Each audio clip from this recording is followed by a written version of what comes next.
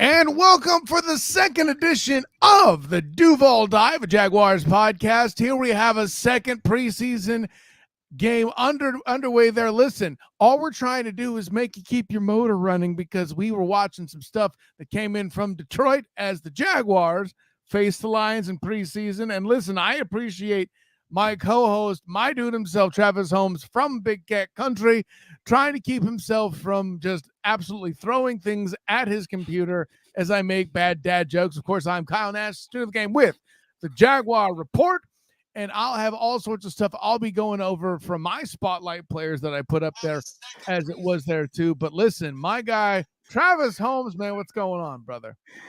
Man, I'm doing well. Jaguars victory. I don't have to wear my shirt. We are doing great. Yes, that would be the This Team Makes Me Drink shirt that you are well known for here. Yes, Not sir. just from this podcast, but of course from the student of the game as well. Bing!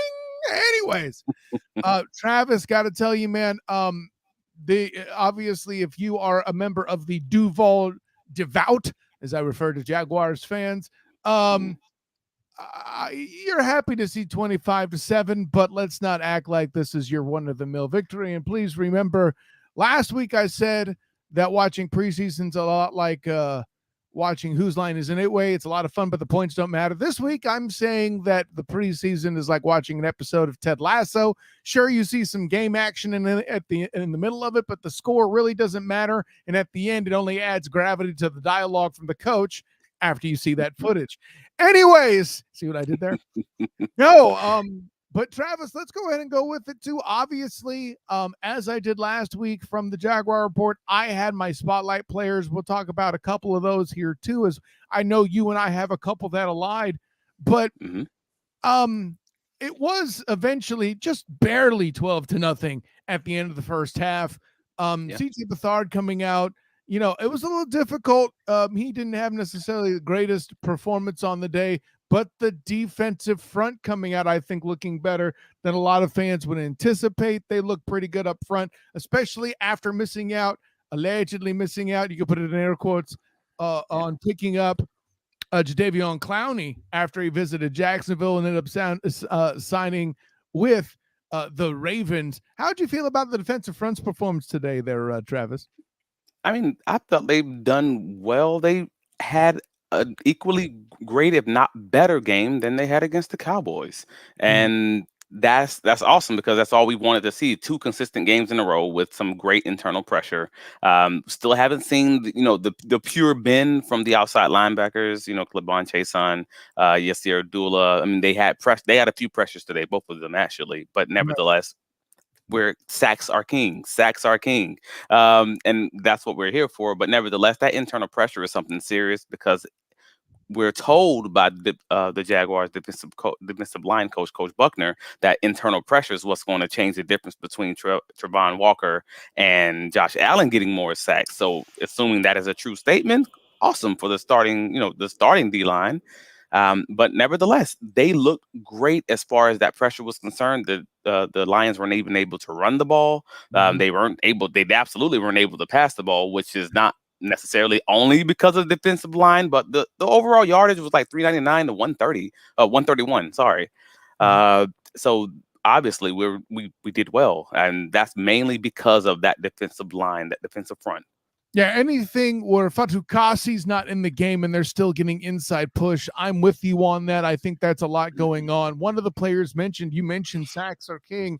You will see some talk of Jeremiah Ledbetter in the top spotlight players that I wrote about on the Jaguar Report. And listen, when you get that kind of push from a guy to disrupt the run and he gets a sack, granted, I kind of feel like there was a little bit of slippery fingers early on. Like there was a lot of guys who could have tried to tackle somebody, but that's a whole other question. I mean, Klabon Chason came in unblocked on the first rush, missed him. Also had a chance for a sack on the third down play and didn't get it. Additionally, Yasir Abdullah also had a chance for a sack. It was the same thing, and that's why I say sacks are king. When you get to those top flight quarterbacks, pressures are great, but pressures don't mean they won't throw for a touchdown. So it's all about getting that quarterback down. The Jaguars have to find a better way of converting those pressures into sacks. Indeed. So listen, all we're trying to tell you is if you're wondering why a couple defensive rushers are running a few extra laps in upcoming practices, we have explained to you precisely why. By the way, side note here, Travis, I absolutely hated number 50 on a quarterback. What'd you think of Teddy Bridgewater coming out with that? I'm sorry. That just bothered me. Brother, if he would have come out and lit the thing, like if Trevor Lawrence wants to come out wearing the number 50, awesome. But Teddy, bro, you played like somebody who wore the number 50. Like you played like somebody wearing the number 50 playing at quarterback today. Like that was not great at all, man. That was Not a very great, bad huh? performance. Well, no, I said it. I said it after the game. I said it on my Facebook and I said it on my social media. I even said it in my post game video originally, like By the way, immediately. that would be Teddy, Trav Likes Bacon if you're wondering where that Twitter handle yes, is. Trav likes bacon on Twitter or X, as we'll call it now. Stupid name. No, we call it X all No, Teddy DMX Bridgewater is going to Teddy Bridgewater is going to make the task for the defensive coaches for the Jaguars nearly impossible because this game tape from the vantage point of someone who is trying to evaluate the secondary and trying to evaluate the linebackers and their coverage responsibilities is going to be so impossible to grade. Like you're going to start having to grade it like PFF. Like, hey, was he kind of open? Was he really open? Because Teddy was missing a lot of guys who were like blatantly NFL open. And he did it on at least 4 to 5 occasions per my count. And because of that, it's like technically speaking, this yardage should have been a lot worse. The conversion opportunity should have been a lot worse or a lot better, I guess I should say, from the Lions' perspective. And Teddy just missed some guys. Like it felt like his play fell off a cliff in that way. So it may come down to these guys only having that one additional opportunity next week as far as those fringe roster guys in the secondary who play special teams, because that may be what it comes down to. Because, again, these guys didn't get the chance to really make plays on the ball downfield because Teddy wasn't putting the ball up, even though these guys were sometimes open, honestly. See, and that's the thing, and I'm getting a lot of response on social media about Greg Jr. Like I had him last week in the players to watch, as somebody who was popping against the Cowboys. I didn't put him this week. And I get why you would think so. He got an interception, made some plays. But when you're going against mediocre quarterback play, I wasn't paying that much attention to you. There were other guys I was more interested in seeing. I feel like it's kind of like he did the reverse of what Ledbetter did. Ledbetter came in. I mean, he got some moments, but there were better defensive players. And this week, I put in Ledbetter. I thought he had more of an impact on why the Lions went scoreless in the first half than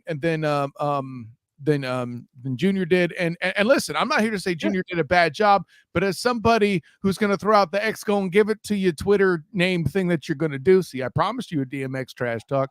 You're out here telling me this would eventuate to this, but in your own timeline, you're like, yeah, but Bridgewater, I wasn't ready for Teddy either. I don't think he did all that great today. I'm with you. But that's why I didn't have him in there. Well, I mean, at the end of the day, like I knew after the 4th to 5th series of the game, Jeremiah Ledbetter was going to be the defensive player of the game. It was just a question of whether or not he was going to be the player of the game. That's right. But he was absolutely already going to be in that like conversation. By the middle of the 4th series of the game, I already had him with 4 run stops. He had a sack and he had a fumble recovery on the 3rd drive. That in and of itself, the whole game, that'll do it.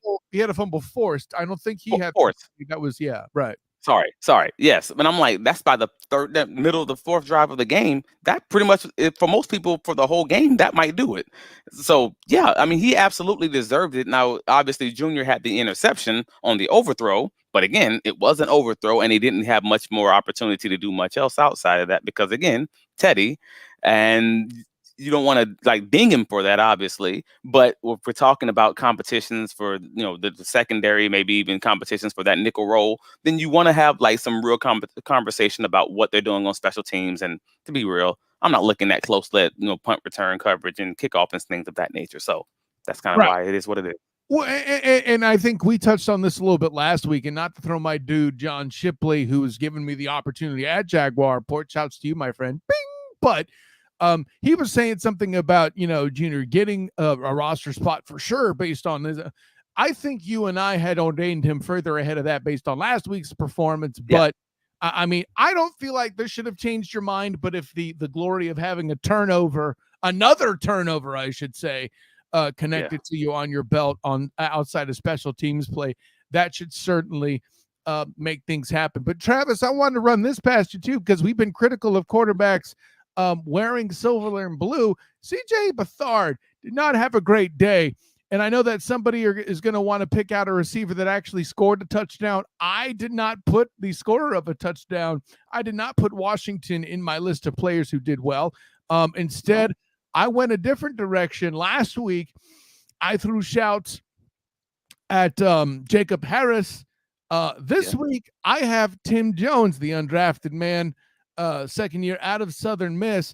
And the reason for that is simply because of the play he made with CJ Beathard struggling here. And you'll see it coming up on the screen shortly, Travis. Mm-hmm. At the end of the day, you see how underthrown this ball is. I timed this pretty good, actually. You see how underthrown this ball. He catches it through the defender, Travis.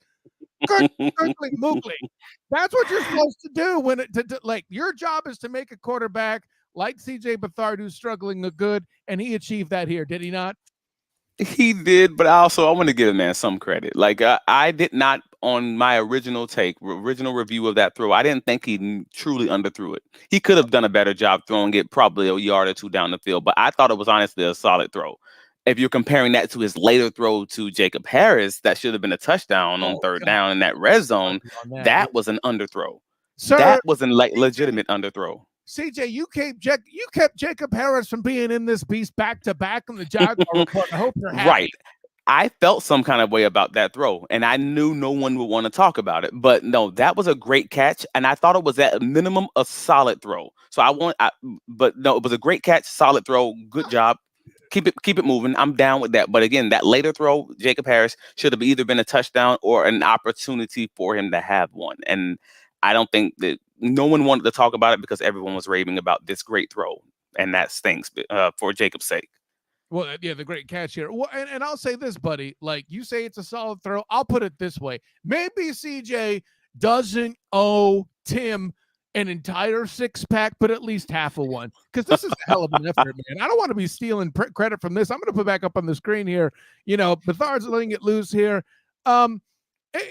He slowed down. You know, he slowed down for 3 or 4 steps. I'm not going to BS you on that. Like he could have. He was on top of the corner. 10 yards before the ball made it to him.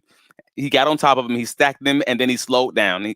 And you can see it from the other angle a little bit better. But yeah, I agree with you. Right there. Yeah, I'll say this. For somebody who's trying to make a team with the competition being as stiff as it is at the receiver spot, that's a play you got to make, right, Travis?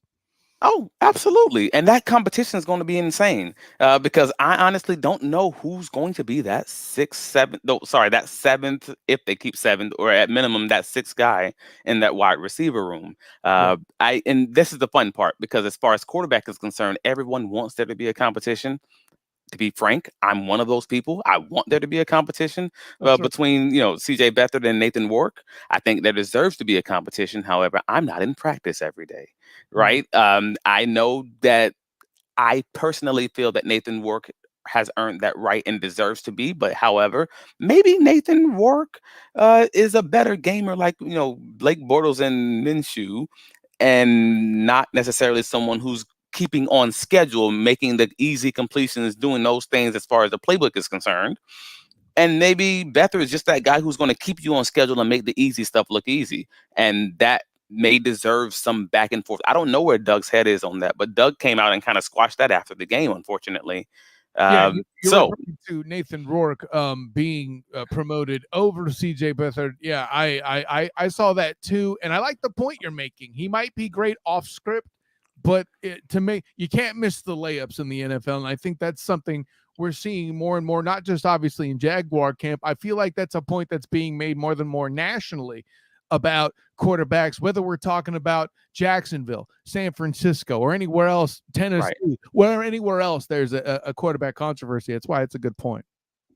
Yeah, and that's kind of what it comes down to. And I'm not, but either someone's going to be traded in that wide receiver room, or we're going to lose 1 or 2 guys. Like I said last week, like to that Alan Lazard situation, we're going to lose someone who is going to be on the starting roster contributing significant snaps, if not even starting for another NFL team, between a Seth Williams, between a Jacob Harris, between a Tim Jones, whoever it may be, Elijah Cooks, you name it. We have like 4, maybe even 5 guys who are, potential options for other teams who are unlikely to sneak onto the practice squad. Like, And that is crazy. you keep bringing up Allen Lazard, who was now a Jet. I think my favorite example was a guy who was playing against the Jets and lit them up in a preseason game at one point. Victor Cruz for the Giants, I think, is the best example of a guy to come out of nowhere in the preseason. Anyways, and I just like salsa dancing, Fair. I like to break it home for my Jags fans because we know about Allen because we were all here not wanting Allen to be cut. So I think it hits a little bit closer to home. That's all. No, I hear that, but it's different when you get I'll put it this way. He wasn't playing under a future Hall of Famer like Aaron Charles Rodgers at the time too. Like, can we put that where that is as well? That's fair. A little credit where due. That's fair. I mean, listen, of the crimes held against Jaguar football, such as they are in the currents of things, I think that's a lesser crime than the Miles Jack situation in the playoffs. Oh, your face changed. You agree with me? Okay. I got to do that. You can't bring up no Miles Jack wasn't down situation and think I'm not going to have an immediate change of my everything. No, we got problems. It's almost as if I planned it that way.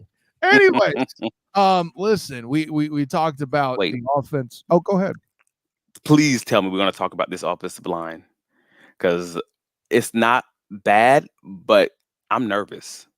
You should be. Yeah, there's a lot of injury on it. I was going to get to that in a minute. I did want to get to one more positive for the Jaguars offensively before we do that. And this, listen, man, this is not to discredit what you're talking about at all. Like, we will talk about the line. There's a lot of injuries. I'll use the word piling up. I think that's fair. Yeah. But for me, I feel like we got to give another dude some shouts. And I think you and I were both. This is a situation for all the, how you say, Twitter sparring that we do. I feel like this is one we were pretty darn lockstep on. And I'm going to bring it in here too. And this particular dude, like what he did on the ground to score the 2 touchdowns is just how he plays. I first covered him covering the Apollos of the Alliance of American Football. I actually saw him first at the Shrine game where he was coming out of USF. Eventually, he caught on in the NFL undrafted with the Browns. I'm talking about Dearness Johnson. And this is his second touchdown here. Just the stop and the bounce out, which, by the way, he and Tank Bigsby both today were doing great jobs of like, oh, wait, that's not there. Let me bounce it outside and getting extra yards. Doing the work. I believe Darnus finished 6 for 36, obviously getting the 2 tutties, helping Rourke capitalize on what he had was a good day. I think, what was it, something like 10 to 12, something like that, 121. Far better than Bethard's 12 for 20. Also, not having an interception, pretty important. But Dearness Johnson, we talk about the receiver room. This running back room's looking pretty crowded in itself. I think Olesen, and not to say he's bad, I think Olesen may be on the outside looking in on this one just off of experience. What say you, my guy? That's going to be a fun one. Olesen is that's funny. Olesen has experience, though. That's the weirdest part about it because he's playing for the Falcons. And he was a solid running back also. He's a solid passing back because he can block well as far as that's concerned. And that's why I'm like, I don't know if he's on special teams much because I haven't seen his name as far as the special team, snaps and such. But we know we have Dearness Johnson. We know Travis Etienne. We know Tank Bigsby. And who am I missing? The fourth. Snoop and Hasty. Hasty is going to be on. That's what it was. Hasty's a great special teams, not a good, but a great special teams player. Right. That's it. Snoop's already out, in my opinion. Snoop was out before this, game started, in my personal opinion. For Olesen that should be worried. I think both. Okay. You think it's an either or. And I think it's both. I think Snoop is one of those guys who may potentially at least be able to, sneak onto a practice squad situation. I don't know that Olsen's necessarily going to be able to do that because he's already a vet who's played with another team. There's tape on him. There's not much tape on Snoop. So from that perspective, I think both of them should be worried because I don't know that they'll keep fives. I mean, even on the, not 53 game roster, but you have the extra players. I don't know that they're going to even keep that many. So I think they both should be worried, frankly. By the way, worth mention too, I know that Jamal Agnew's listed as a receiver, but every now and again he'll take handoffs in the backfield. That should only hurt things for whoever's trying to get in at the running back spot. I think that's worthy of mention. I'm with you too. But as for the guys that tear it up front on offense, you were bringing it up, Ian. Yeah, a lot of defensive issues. Of course, I got to throw a little shout out to my guy Sam Jack, who is UDFA from UCF as well. I saw him be a heavy part of that second and one they converted early in the third quarter. But yeah, I think the offensive line, they didn't necessarily have a great day. I feel like the left tackle spot was a struggle a little bit. But the injuries are piling up, Travis. Well, it's not just it's like I was concerned before the injuries. Like it's the injuries piling up is a concern. And it was a concern before the game. We kind of talked about that already offline. But in addition, the quality of the play wasn't where we wanted it to be, especially when you're talking about the fact that we were playing against backups and you have, you have Cam Robinson who's struggling against backups at your left tackle role, like you just mentioned. You have Walker Little, who's starting at your left guard role for pretty much the first half of the game. And I actually thought he looked solid. And I want to be clear about saying that. He looked solid in the past game and he looked dominant in the run game at left guard. And that had my eyes a little bit open. Like maybe that's an option. That's a positive take from the O-line. However, you lost Cooper Hodges to this knee injury, which Doug Marrone after practice stated was a patella injury. I dislocated my patella, and which is a minor patella injury, and that's a 6-month return to get your full strength back. Like I know from personal experience, if it's a patella injury, that's not going to be good. That's not a week. That's not like a 1 to 2 week situation. That's probably going to be in and of itself a problem. And I'm just hoping the best news out of that is hopefully that they'll put him on PUP or something along those lines, because I think the Tugboat truly had a lock on that 53-man roster before this injury. And now I question whether or not that's going to happen. So whether it's PUP or whether it's IR, we'll see what the doctors say after they run their testing and such. But they confirmed it's a patella injury for him. And Chandler Brewer had his shoulder injury, which Doug stated was a small, like a more minor injury. So we'll see how that looks over the next, week to 2 weeks. Maybe he may be solid by the start of the season. But to your point, you said Sam Jackson. My mind immediately went to him as soon as I saw these injuries. Like, hey, man, that might give him an opportunity to have a locked roster spot. Maybe not guaranteed, but because it still depends on if they sign anyone or anything like that. But that's on the table.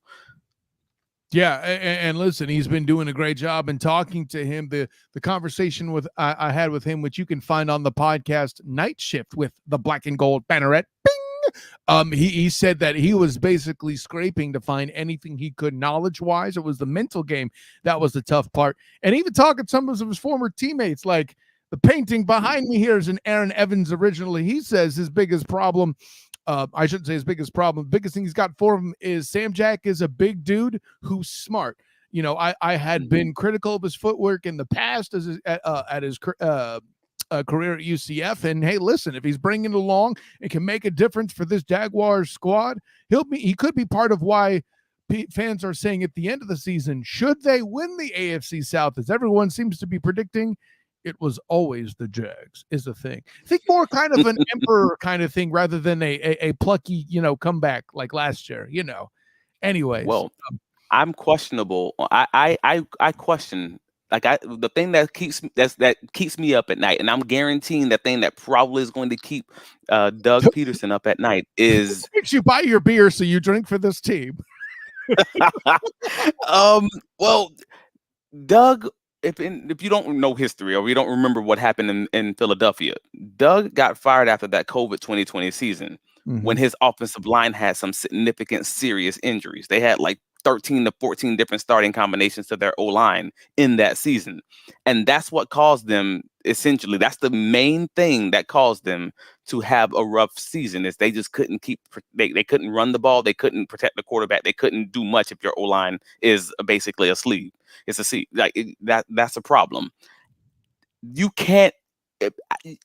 This has to be something that's front of mind for Doug, and I'm sure of it. Like it feels like history repeating itself. Like he has to have a plan of action, whether that's signing someone, whether that's sitting these guys to make sure he gets his line back to a full strength. Because right now, as it currently stands, something that seemed to be a strength walking into the season, us thinking we were going to be cutting a great offensive lineman by the end of the season, now feels like, what are we going to do? Like, we're getting to that point because these guys are injured. You have the Cam Robinson suspension in the first 4 games. You have Anton, who's already banged up and maybe banged up for the whole season with his pain tolerance issue with his shoulder. You have an AFib issue with Tyler Shatley. You got Ben Barch, who's still trying to make his way back from PUP.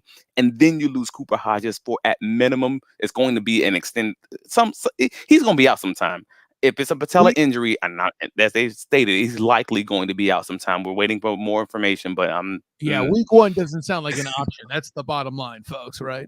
Right. You got Chandler Brewer, who has his injury. Goodness gracious! Like, this is a lot. That's a lot for a position where you're normally only going to keep 10 to at most 11 guys.